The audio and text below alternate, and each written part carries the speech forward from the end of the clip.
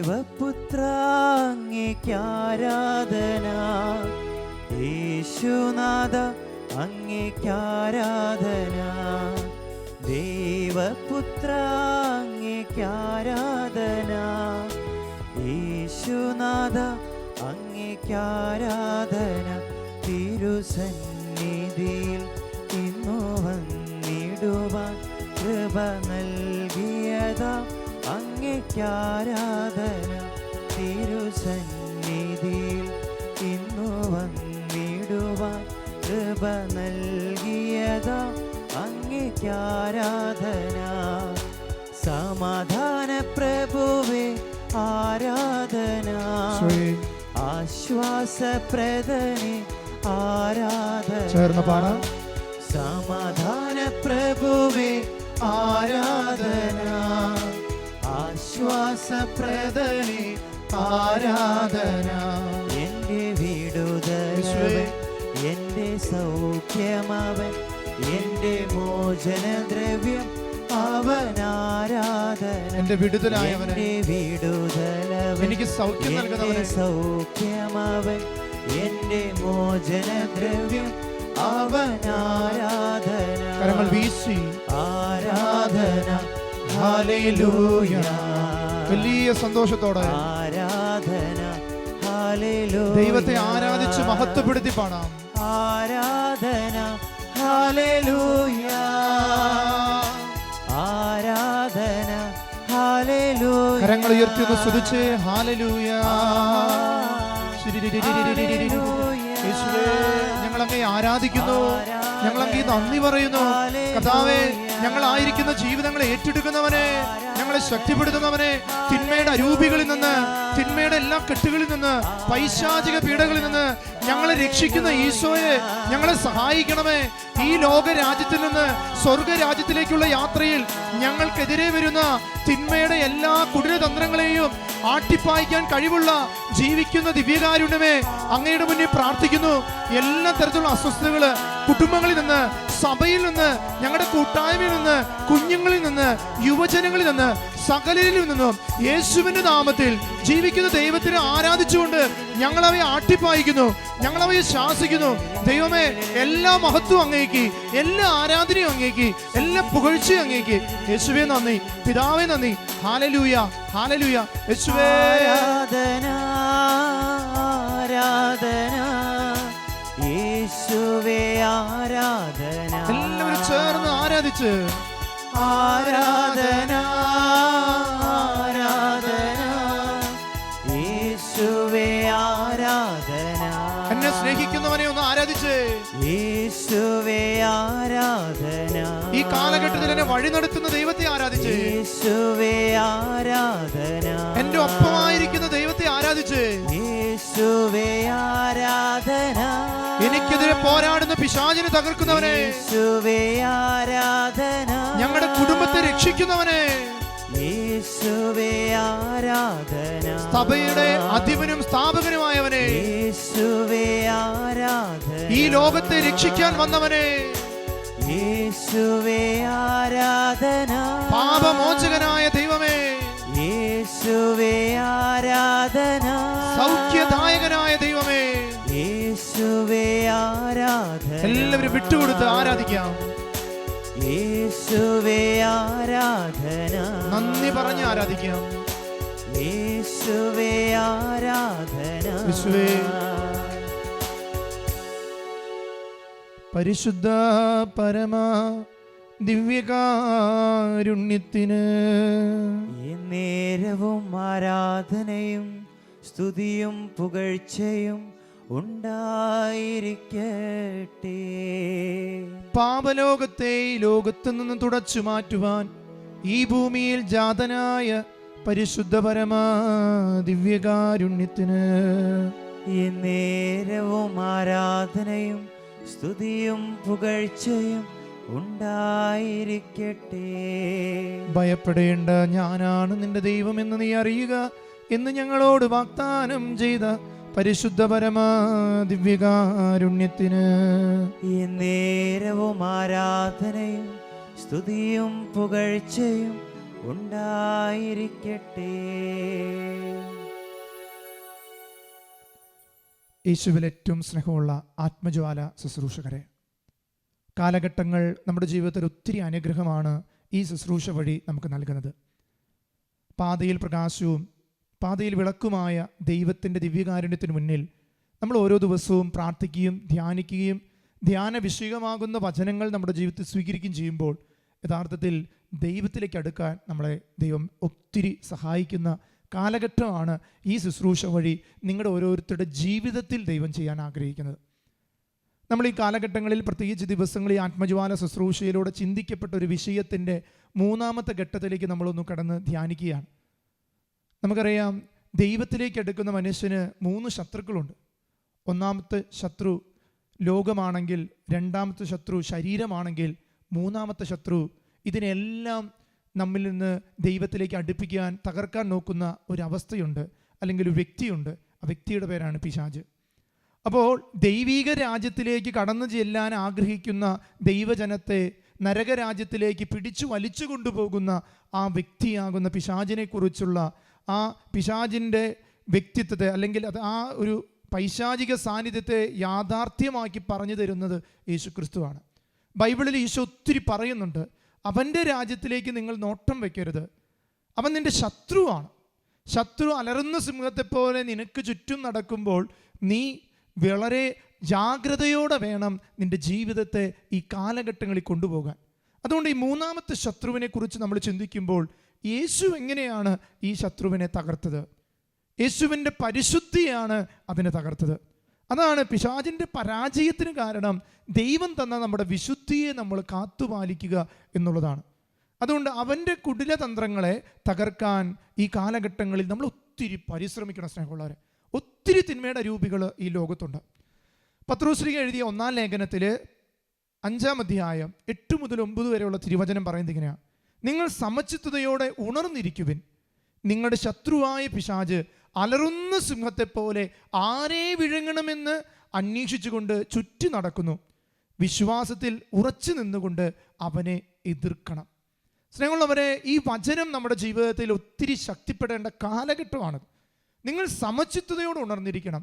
ഞാൻ ദൈവരാജ്യത്തിലേക്ക്, ദൈവിക നിലപാടുകളിലേക്ക്, ദൈവിക സത്യങ്ങളിലേക്ക് കണ്ണ് നട്ടിരിക്കുന്ന ഒരു വ്യക്തിയാകണം. സമചിത്തത എനിക്ക് വേണം. സഹനം ഉണ്ടായാലും എന്തു വന്നാലും എൻ്റെ ജീവിതത്തിൽ ദൈവത്തിലേക്ക് എത്തണം എന്നൊരു ആഗ്രഹം. അതാണ് ഈ സമചിത്തത എന്നൊരു വാക്കുകൊണ്ട് ദൈവവചനം നമ്മളോട് പറയുന്നത്. എന്താ പറയാ? നിങ്ങളുടെ ശത്രു, നിങ്ങൾക്കൊരു ശത്രുവുള്ളൂ. നമ്മുടെ രക്തബന്ധങ്ങളൊന്നും നമ്മുടെ ശത്രുക്കളല്ല, നമ്മുടെ വേദനിപ്പിക്കുന്നവരൊന്നും നമ്മുടെ ശത്രുക്കളല്ല. എന്നാൽ നമുക്കൊരു ശത്രുവുണ്ട്. ആ ശത്രുവിൻ്റെ പേര് ബൈബിളിൽ പറയുന്നത് പിശാചാണ്. അപ്പോൾ വചനം പറയാണ്, നിങ്ങളുടെ ശത്രു പിശാച് അലറുന്ന സിംഹത്തെ പോലെ. നമുക്കറിയാം, ഒരു സിംഹം അലറുന്നുണ്ടെങ്കിൽ അവന് വിശന്നിരിക്കുകയാണ്, അവൻ ഇരയെ കിട്ടാൻ വേണ്ടിയിട്ടാണ് അലറുന്നത്. അതുകൊണ്ട് മാളങ്ങളിലിരുന്ന പേടിച്ചിരിക്കുന്നത് ഈ അലറൽ കേൾക്കുമ്പോൾ ഓടി പുറത്തിറങ്ങും. അപ്പോൾ പെട്ടെന്ന് പോയിട്ട് സിംഹത്തിന് അതിനെ സ്വന്തമാക്കാൻ പറ്റും. ഇതുപോലെ ഈ കാലഘട്ടത്തിൻ്റെ സുഖലോലുപതകൾ അലറുമ്പോൾ, വ്യഗ്രതകൾ അലറുമ്പോൾ നീക്കും നമ്മളെല്ലാം പുറത്തേക്ക് ഓടിയിറങ്ങും. അവിടെയായിരിക്കും ഇവിടെയായിരിക്കും സുഖമെന്ന് തേടിപ്പോകുമ്പോൾ വിഴുങ്ങാനായി കാത്തു നിൽക്കുന്ന പിശാചിൻ്റെ നഖങ്ങളും പല്ലുകളും നമുക്ക് ചുറ്റുമുണ്ടെന്ന് ദിവ്യകാരുണ്യ ഈശോയുടെ മുന്നിൽ നമ്മൾ ചിന്തിക്കേണ്ട ഒരു വിഷയമാണ്. എന്നാൽ നമ്മളെ തലോടുവാനും മുറിയപ്പെട്ട കുഞ്ഞാടിനെ കയ്യിലെടുക്കുവാനും യേശു ഈ ലോകത്തുണ്ടെന്നുള്ള തിരിച്ചറിവ് നഷ്ടമായി നമുക്ക് പോകരുത്. വചനം പറയാ, അലറുന്ന സിംഹത്തെ പോലെ ആരെ വിഴുങ്ങണമെന്ന് അന്വേഷിച്ചുകൊണ്ട് ചുറ്റി നടക്കുന്നു. വിശ്വാസത്തിൽ ഉറച്ചു നിൽക്കുന്നവരെ ഈ തിന്മയിൽ നിന്ന് രക്ഷപ്പെടാൻ സാധിക്കുള്ളൂ. അതുകൊണ്ട് സ്നേഹമുള്ളവരെ, പിശാചിനെ നമ്മൾ ഒരിക്കലും പേടിക്കരുത്. ദൈവത്തെ നമ്മൾ ഭയക്കണം.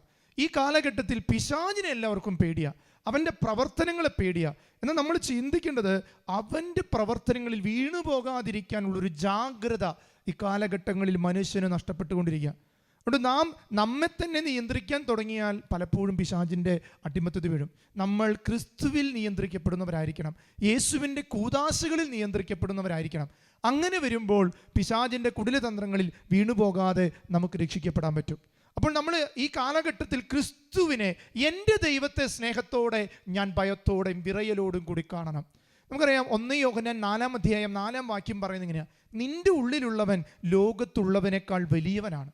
എൻ്റെ ഉള്ളിലുള്ള ഈശോ, എൻ്റെ ദൈവം, എൻ്റെ സൃഷ്ടാവ് ഈ ലോകത്ത് കാണുന്ന ഈ വസ്തുക്കളെക്കാൾ വലിയവനാണ് എന്നൊരു ചിന്തയാണ് യഥാർത്ഥത്തിൽ പിശാചിനെ ഭയപ്പെടാനുള്ള ഏറ്റവും വലിയ ശക്തി. അപ്പോൾ പിശാചിനെ ഭയപ്പെടുന്നവരുടെ ഉള്ളിൽ ക്രിസ്തു സാന്നിധ്യത്തിൻ്റെ എവിടെയോ കുറവുണ്ട്. എൻ്റെ ദൈവം ശക്തനാണെന്നുള്ള അറിവ് പിശാചിനുള്ളൊരു ഭയമാണ്. എൻ്റെ ഉള്ളിലുള്ള എൻ്റെ ദൈവത്തോടുള്ള എൻ്റെ ശക്തമായ കോൺഫിഡൻസ് അത് പിശാചിനെതിരെയുള്ള ഒന്നാമത്തെ ആയുധമാണ്.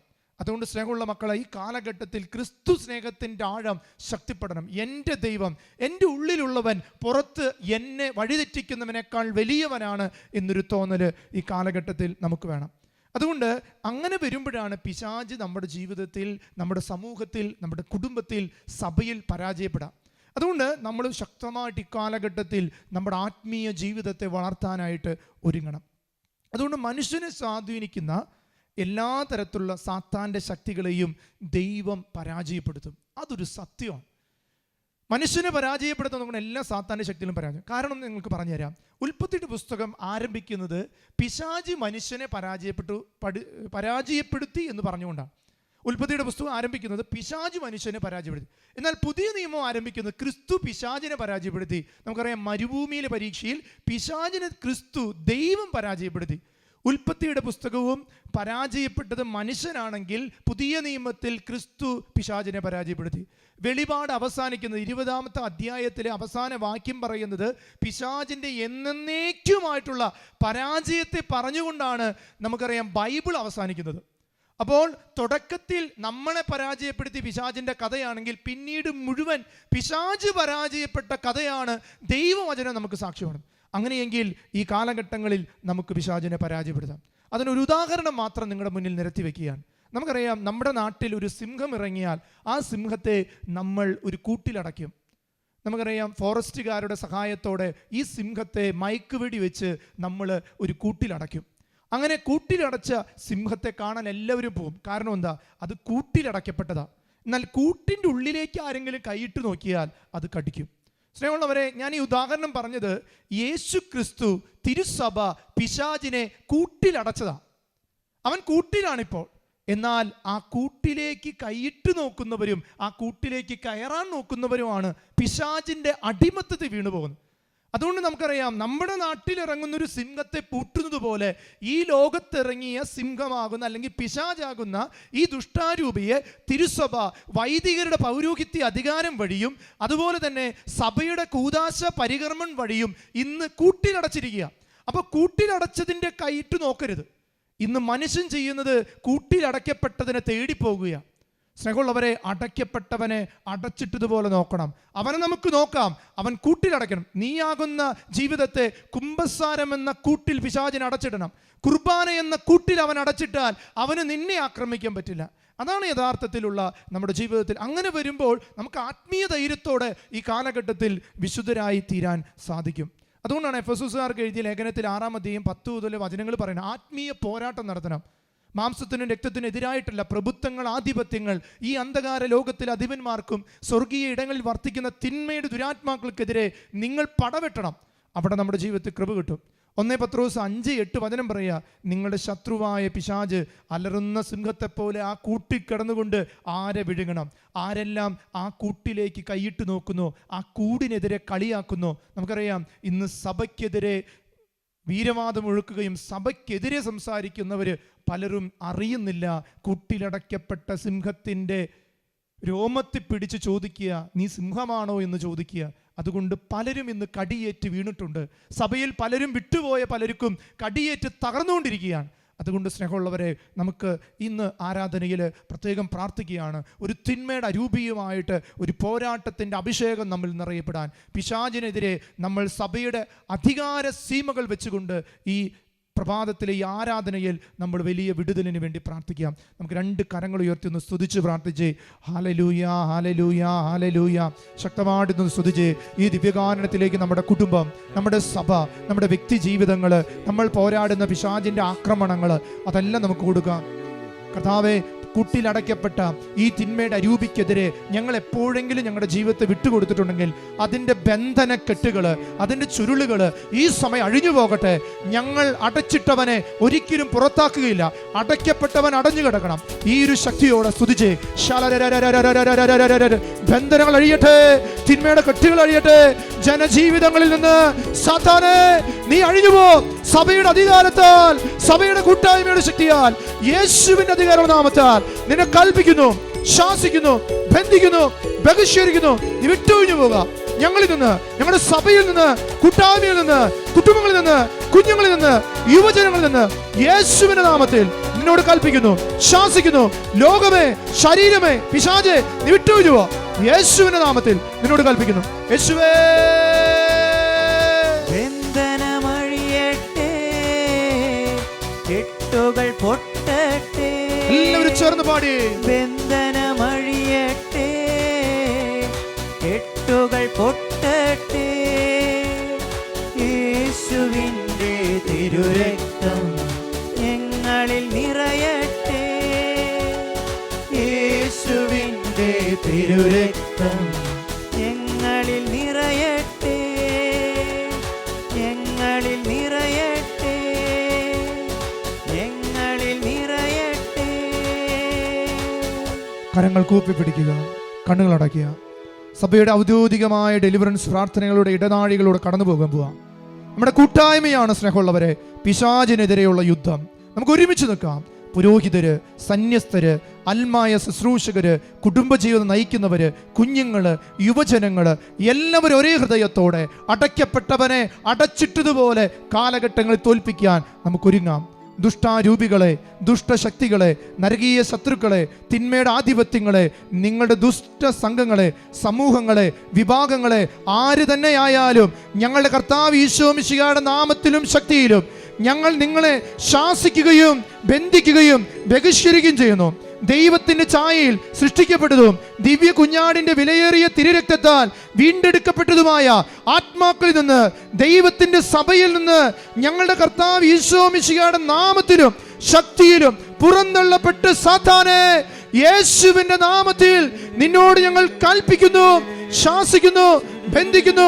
രണ്ട് കരങ്ങൾ ഉയർത്തി ഈശോയെ എന്ന് വിളിച്ച് നിന്റെ ഛായയും സാദൃശ്യവും ദൈവത്തിന്റെയാ. ഈ സമയം യേശുവിന്റെ ഛായയിലും സാദൃശ്യത്തിലും സൃഷ്ടിക്കപ്പെട്ട മനുഷ്യരെ വഴിതെറ്റിക്കുന്ന അരൂപികള് യേശു നാമത്തിൽ വിട്ടുകൊഴിഞ്ഞു പോട്ടെ. യേശുവേ, ബന്ധനമഴിയട്ടെ, കെട്ടുകൾ പൊട്ടട്ടെ. യേശുവേ, ബന്ധനമഴിയട്ടെ, കെട്ടുകൾ പൊട്ടട്ടെ. യേശുവിൻ്റെ തിരുരക്തം ഞങ്ങളിൽ വീഴട്ടെ. യേശുവിൻ്റെ തിരുരക്തം സകല മക്കളുടെ മേലും വീഴട്ടെ. ഞങ്ങളിൽ നിറയട്ടെ, ഞങ്ങളിൽ നിറയട്ടെ. കരങ്ങൾ കൂപ്പിപ്പിടിച്ച് ഈശോയിലേക്ക് നമ്മുടെ ജീവിതത്തെ പൂർണ്ണമായിട്ട് സമർപ്പിച്ച് പ്രാർത്ഥിക്കാം.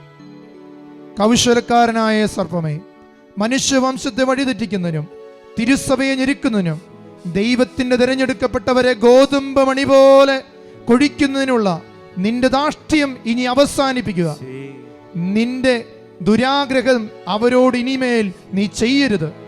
അത്യുന്നതനായ ദൈവം നിന്നോട് നൽകുന്ന കൽപ്പനയാണിത്.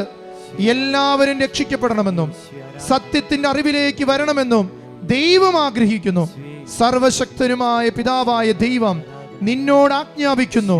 പുത്രനായ ദൈവം നിന്നോട് ആജ്ഞാപിക്കുന്നു. പരിശുദ്ധാത്മാവായ ദൈവം നിന്നോട് ആജ്ഞാപിക്കുന്നു.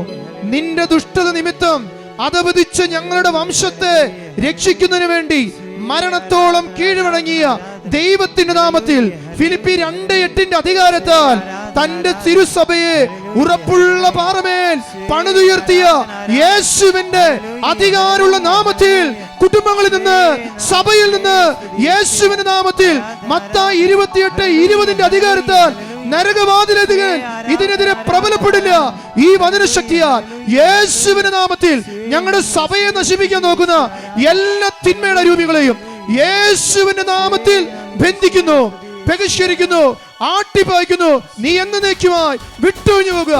യേശുവേ, ബന്ധനമഴിയട്ടെ,